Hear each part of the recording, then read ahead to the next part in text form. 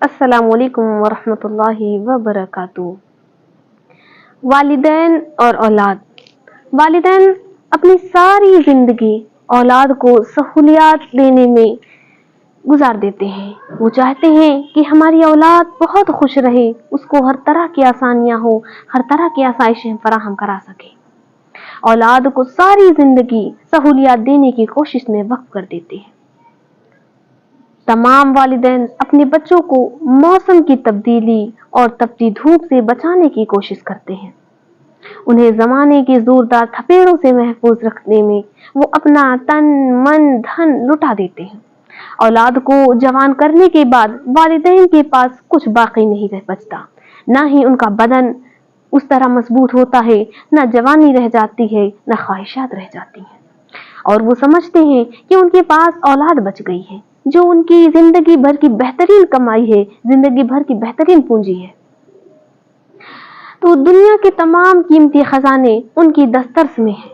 جب میں دیکھتی ہوں کبھی کہ کوئی اس وجہ سے شرمندہ ہے کہ اس کا باپ مزدور ہے، چوکیدار ہے یا چھوٹی پوسٹ پر ملازم ہے، اس کی ماں کپڑے سلائی کرتی ہے، استری کرتی ہے یا لوگوں کے گھروں میں کام کرتی ہے، تو اپنے پاس اس طرح کی چیزیں دیکھ کر بہت ہی افسوس ہوتا ہے کہ میری ماں اتنے چھوٹے کام کرتی ہے، میں لوگوں سے کیسے ان کی پہچان کراؤں کہ یہ برتنیں مانجتی ہے دوسروں کے گھروں کے، یہ استری کرتی ہے، یہ کپڑے سلائی کرتی ہے۔ تو مجھے دراصل ایسی اولاد پر حیرت ہوتی ہے۔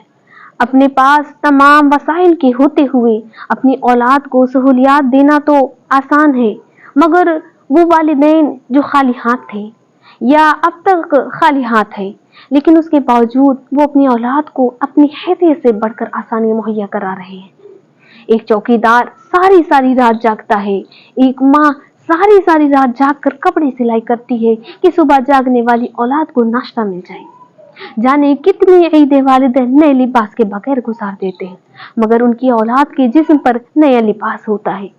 نہ صرف اپنی خواہشات بلکہ اپنی ضروریات کا بھی گلا گھونٹ کر کسی دوسرے کی خواہشات پوری کرنے کا رشتہ والدین کا اپنی اولاد کے ساتھ ہی ہو سکتا ہے۔ مجھے میری امی کا یہ جملہ یاد آتا ہے کہ جب ماں باپ بنو گے تو سب سمجھ آ جائے گا، پھر محسوس ہوگا کہ باپ کون ہوتا ہے، ماں کسے کہتے ہیں۔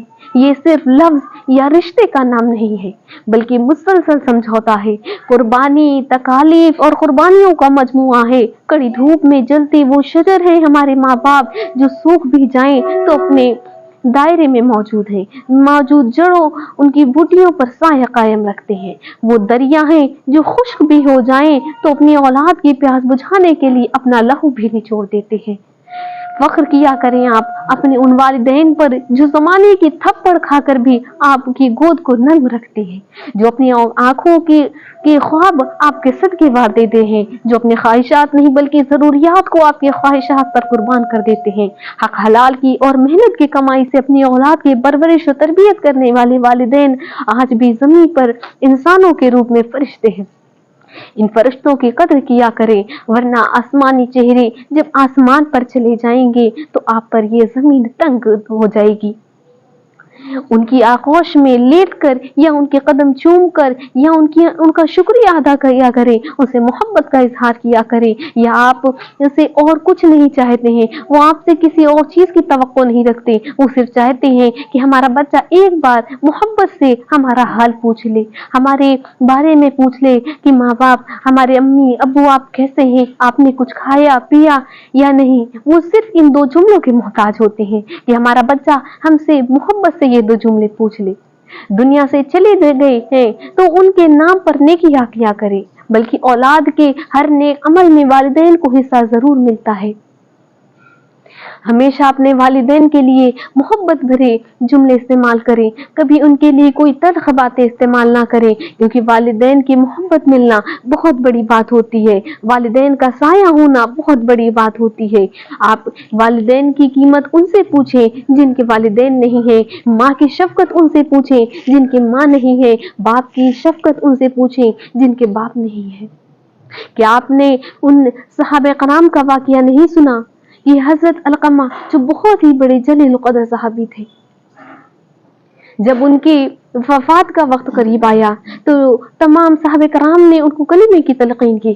انہیں کہا کہ اے علقمہ آپ کلمہ پڑھ لیجیے، لیکن کیا آپ کو معلوم ہے ایسے جلیل القدر صحابی لیکن ان کے منہ سے کلمہ نہیں نکل رہا ہے، وہ بہت کوششیں کر رہے ہیں لیکن کلمہ نہیں نکل رہا ہے.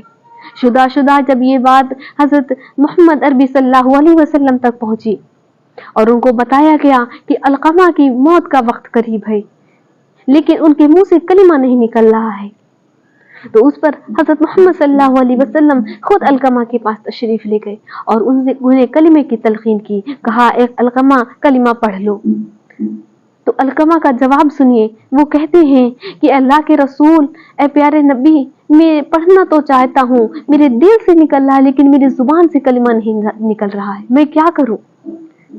انہوں نے کہا اے علقمہ کیا تمہارے والدین زندہ ہیں یا ان میں سے کوئی ایک زندہ ہے، کوئی ایک حیات میں ہے؟ تو علقمہ کہتے ہیں ہاں میری والدہ زندہ ہے. تو حضرت محمد صلی اللہ علیہ وسلم ان کی والدہ کو پیغام پہنچاتے ہیں کہ اگر آپ میرے پاس آنے تک قوت رکھتی ہیں تو آ جائے، ورنہ میں خود آپ کے پاس تشریف لے آؤں، مجھے آپ سے کچھ بات کرنی ہے. جب علقمہ کی والدہ کو یہ پیغام پہنچا کہ نبی اکرم صلی اللہ علیہ وسلم نے بلایا ہے، انہوں نے یہ پیغام بھیجا ہے، تو وہ خود ضعیف ہونے کے باوجود ہاتھوں میں لاٹھی لیے پیروں کو کھینچتے ہوئے نبی کے پاس پہنچتی ہیں اور ان سے باتیں کرتی ہیں. تو نبی نے ان سے یہ پوچھا کہ اے والدہ یہ بتلائیں کہ علقمہ آپ کا بیٹا ہے؟ انہوں نے کہا ہاں میرا بیٹا ہے. نبی نے پوچھا آپ علقمہ کیسا ہے، وہ کس طرح کا بیٹا ہے؟ انہوں نے فرمایا کہ علقمہ بہت اچھا انسان ہے، بہت نیک ہے، راتوں کو تہجد پڑھتا ہے، دن میں روزہ رکھتا ہے، بہت نیک بچہ ہے. تو آپ سے پوچھتے ہیں کہ آپ کو معلوم ہے کہ اس کی وفات کا وقت قریب ہے لیکن اس کے منہ سے کلمہ نہیں نکلتا ہے، کیا معاملہ ہے؟ تو وہ کہتی ہے کہ علقمہ تو بہت نیک ہے، بس اس کی ایک بات ہے جو میرے دل کو چھلنی کر دیتی ہے، وہ جب مجھ سے بات کرتا ہے تو لہجے میں نرمی نہیں ہوتی ہے، تلخی ہوتی ہے جس سے میرا دل پھٹ اٹھتا ہے، میرا دل روتا ہے کہ میرا بچہ جسے میں نے اتنی محبتوں شفقتوں مشکلوں سے پالا، وہ آج مجھ سے دو جملہ محبت کے نہیں بول سکتا. اس کی تلخیاں میرے جگر کو تار تار کر دیتی ہیں. نبی نے فرمایا کہ آپ کو معلوم ہے کہ صرف اسی کی وجہ سے علقمہ کے منہ سے کلمہ نہیں نکلتا ہے، کہ آپ اسے معاف نہیں کر سکتی ہیں؟ تو وہ کہتی ہیں کہ اللہ کے رسول میرا بہت دل دکھا ہے. تو کہتی ہے کہ آپ کا بیٹا، آپ چاہتی ہیں آپ کا بیٹا اتنی نیکیوں کے باوجود وہ اس کا ٹھکانہ اچھا نہ ہو؟ تو وہ کہتی ہے نہیں، اور وہ اسی وقت کہتی ہے اے علقمہ جا میں نے تجھے معاف کر دیا. والدہ کی اتنی بات، اتنا کلام نکلتے ہی علقمہ کے منہ سے خود بخود کلمہ جاری ہو جاتا ہے اور ان کی روح قبض ہو جاتی ہے. سنا آپ نے، ایک اتنے بڑے صحابی ہیں جو اتنے نیک ہیں، راتوں کو تہجدوں میں گزار دیتے ہیں، دن کو روزے میں گزار دیتے ہیں، ہر وقت نیکیوں میں رہتے ہیں، لیکن صرف ایک چھوٹی سی غلطی کی والدہ سے تلخ لہجے سے پیش آتے ہیں، ان کے منہ سے کلمہ نہیں نکل رہا ہے. سوچیں ہمارا اور آپ کا کیا مقام ہے. کیا ہمارے اخلاق اتنے اچھے ہیں کہ ہمارے والدین ہم سے ہر وقت راضی ہیں، خوش ہیں؟ وہ ذلیل القدر صحابی ہیں جو اتنے نیک ہیں، ان کی صرف ایک چھوٹی سی غلطی کی وجہ سے انہیں کلمہ نہیں نصیب ہو رہا ہے. اور آج ہم صبح سے شام تک اپنے والدین کو ایسے ایسے جملے کہتے ہیں، ایسے ایسے باتیں کہتے ہیں کہ ان کے آنکھوں سے آنسو روا ہوتے ہیں، ان کے دل روتے ہیں. تو سوچیں کیا ان کے دلوں سے ہمارے لیے دعائیں نکلتی ہوں گی؟ والدین کا کتنا بڑا مقام ہے. وہ تو انہوں نے ہم پر اتنی شفقتیں دی ہیں، انہوں نے اپنی چھوٹی چھوٹی خواہشات کو مار دیا، انہوں نے کتنی عیدیں بغیر نئے کپڑوں کے گزار دی اور صرف اپنے بچے کو اچھا پہنانے، اچھا کھلانے میں، اس فکر میں اپنی پوری زندگی قربان کر دی. تو کیا ہمارا فرض نہیں ہے کہ ہم اپنے والدین کو خوش رکھیں، ان کے ساتھ اخلاق حسنہ سے پیش آئیں، ان کی خدمت کریں، ان کو راضی کرنے کی کوشش کریں. والدین کا کیا مقام ہے کہ حج جو ہمارے ارکان اسلام میں سے ہے کہ اسلام کے 5 ارکان ہیں حج کہ بیت اللہ کا جو اس کی طرف جانے کی سعادت رکھتا ہے حج کرے، یہ فرائض میں سے ہے، لیکن فرما دیا کہ جو چاہتا ہے کہ وہ صبح و شام حج کرے، ہر انسان اس چیز کا طالب ہوتا ہے کہ وہ صبح و شام حج کرے، تو کیا فرمایا نبی نے، جو چاہتا ہے کہ وہ ہر صبح و شام بیت اللہ کا حج کرے، وہ ایک بار اپنے والدین کو محبت بھری نگاہوں سے دیکھ لے تو اس کا ایک حج ادا ہو گیا۔ تو سوچیں اگر ہم نے والدین کو صبح سے شام میں 5 دفعہ محبت بھری نگاہ سے دیکھتے ہیں، ان کو دیکھ کر مسکراتے ہیں اور ہماری اس مسکراہٹ کو دیکھ کر ہمارے والدین خوش ہوتے ہیں تو ہمیں ایک حج کا ثواب مل گیا۔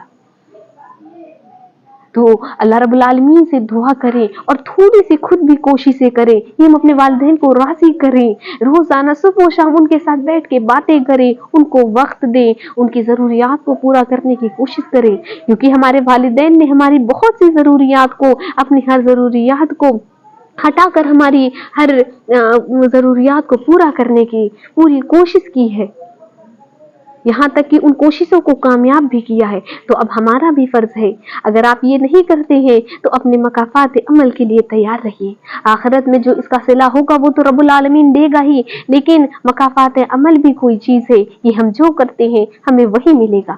آج ہم نے اپنے والدین کا دل دکھایا ہے تو کل ہم بھی والدین بنیں گے، اور ہم پھر اس بات کا گلہ بالکل نہ کریں کہ ہمارا بچہ ہمارے ساتھ ایسا معاملہ کرتا ہے، کیونکہ ہم نے خود اپنے والدین کے ساتھ یہ معاملہ کر رکھا ہے۔ تو اگر آپ اپنا فیوچر بہت خوبصورت، آرام والا، سکون والا، محبت والا چاہتے ہیں کہ آپ کی اولاد آپ کو خوش رکھنے والی ہو، تو آج سے ہی اپنے والدین کو خوش رکھنے کی کوشش کریں، ان کے ساتھ وقت بتائیں، ان کی چھوٹی چھوٹی چیزوں سے کو پوچھیں، ان کی ضروریات کو پورا کرنے کی کوشش کریں۔ اللہ رب العالمین ہم تمام مسلمان بھائی بہنوں کو ہمارے والدین کے ساتھ اخلاق حسنہ سے پیش آنے والی بنائے، ان کی خدمت گزار بنائے، ان کی حقوق ادا کرنے والے بنائے، ان کو خوش رکھنے والے بنائے۔ اللہ ہم سب کے والدین کا سایہ ہم پر تعدیر قائم و دائم رکھیں، اور جن کے والدین اس دنیا سے کوچ کر گئے ہیں، جو اس دنیا فانی سے چلے گئے ہیں، اللہ ان کو جنت الفردوس میں اعلیٰ مقام عطا فرمائے۔ اللہ رب العالمین ہم سبھی کو ہمارے والدین کو راضی اور خوش رکھنے والی بنا دے، آمین یا رب العالمین۔